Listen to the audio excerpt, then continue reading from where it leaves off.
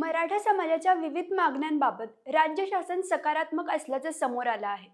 मराठा समाजाशी संबंधित विविध प्रशासकीय विभागांकडे प्रलंबित असलेल्या विषयांवर तातडीने कार्यवाही करण्याचे निर्देश जलसंपदा मंत्री आणि मराठा आरक्षण मंत्रिमंडळ उपसमितीचे अध्यक्ष राधाकृष्ण विखे पाटील यांनी दिले आहेत.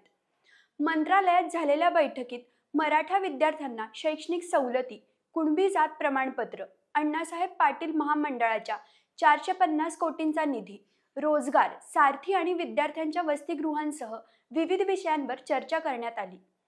पण या बैठकीत नेमके कोणते निर्णय झाले? मराठा विद्यार्थ्यांना कोणत्या शैक्षणिक सवलती मिळणार? कुणबी प्रमाणपत्रांचं आता काम वेगाने होणार का? 450 कोटींचा निधी कोणाला मिळणार?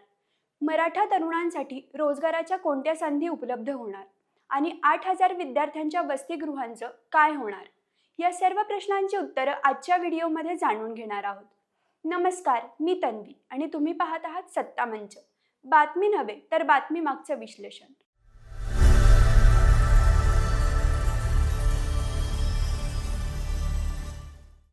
चला तर मग मुद्देसूद पाहूया. मुद्दा क्रमांक 1, मराठा विद्यार्थ्यांना शैक्षणिक सवलतींची अंमलबजावणी. मराठा समाजातील विद्यार्थ्यांसाठी शैक्षणिक सवलतींच्या अंमलबजावणीचा मुद्दा या बैठकीत महत्त्वाचा ठरला.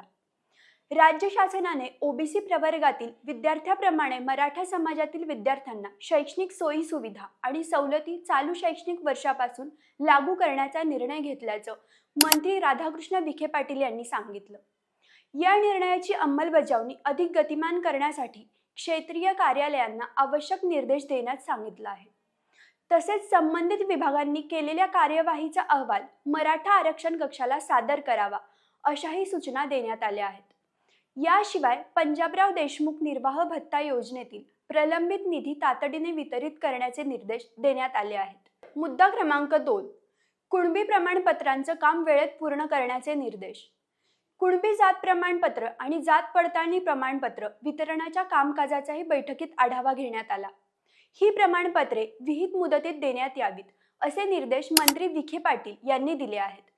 विभागीय आयुक्त आणि जिल्हाधिकाऱ्यांनी या कामाचा नियमित आढावा घ्यावा अशाही सूचना देण्यात आल्या आहेत. तसंच जात पडताळणी समितीच्या अध्यक्षांची रिक्त पदे तातडीने भरण्याचे निर्देश देण्यात आले आहेत. मुद्दा क्रमांक 3, मराठा आरक्षण आंदोलनातील बलिदान दिलेल्या व्यक्तींच्या वारसांना नोकरी. मराठा आरक्षण आंदोलनात बलिदान दिलेल्या व्यक्तींच्या वारसांना शासन सेवेत नियुक्ती देण्याच्या विषयावरही बैठकीत चर्चा झाली.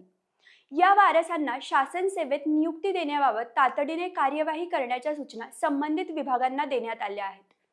तसेच मराठा समाजाशी संबंधित विषयांमध्ये विविध विभागांमध्ये समन्वय राहावा यासाठी प्रत्येक विभागाने नोडल अधिकारी नियुक्त करावा असेही निर्देश देण्यात आले आहेत. मुद्दा क्रमांक 4, अण्णासाहेब पाटील महामंडळाला 450 कोटींचा निधी. मराठा समाजातील आर्थिकदृष्ट्या मागास घटकांसाठी महत्त्वाच्या असलेल्या अण्णासाहेब पाटील आर्थिक मागास विकास महामंडळाच्या निधीचा मुद्दाही बैठकीत चर्चेत आला. शासनाने जुलै अखेरपर्यंत 450 कोटी रुपये महामंडळाला वितरित केले आहेत. हा निधी लाभार्थ्यांना तातडीने वितरित करण्याचे निर्देश मंत्री विखे पाटील यांनी दिले आहेत. तसंच उर्वरित निधीसाठी आवश्यक मागणी शासनाकडे सादर करण्याच्या सूचनाही देण्यात आल्या आहेत. मुद्दा क्रमांक 5, मराठा तरुणांसाठी रोजगारक्षम प्रशिक्षणावर भर. मराठा समाजातील तरुण तरुणींना रोजगाराच्या दृष्टीने सक्षम करण्यासाठी सारथी संस्थेने विविध प्रशिक्षण उपक्रम राबवावेत अशा सूचना देण्यात आल्या आहेत. याशिवाय महावितरणाच्या भरती प्रक्रियेतील प्रतीक्षा यादीवरील उमेदवारांना नियुक्ती देण्याच्या मागणीची तपासणी करून कार्यवाही करण्याचे निर्देश देण्यात आले आहेत.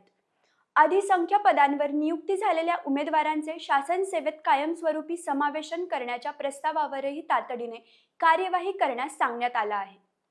मुद्दा क्रमांक 6, 8000 विद्यार्थ्यांसाठी वसतिगृहांची सुविधा.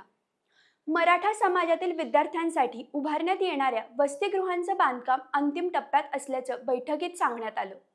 या वसतिगृहांची क्षमता 4000 मुलं आणि 4000 मुली म्हणजेच एकूण 8000 विद्यार्थ्यांची असणार आहे.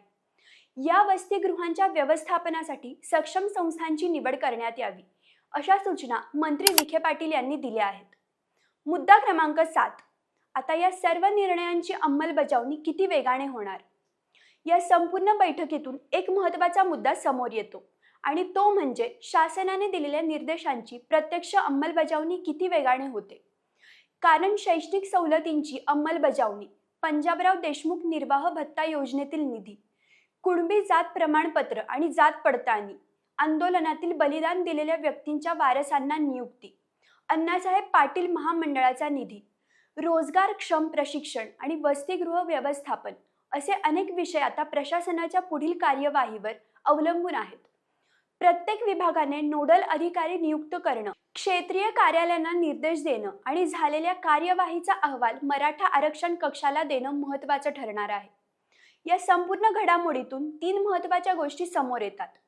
पहिली गोष्ट, मराठा समाजाच्या विविध प्रलंबित मागण्यांवर राज्य शासन सकारात्मक असल्याचं मंत्री राधाकृष्ण विखे पाटील यांनी स्पष्ट केलं आहे.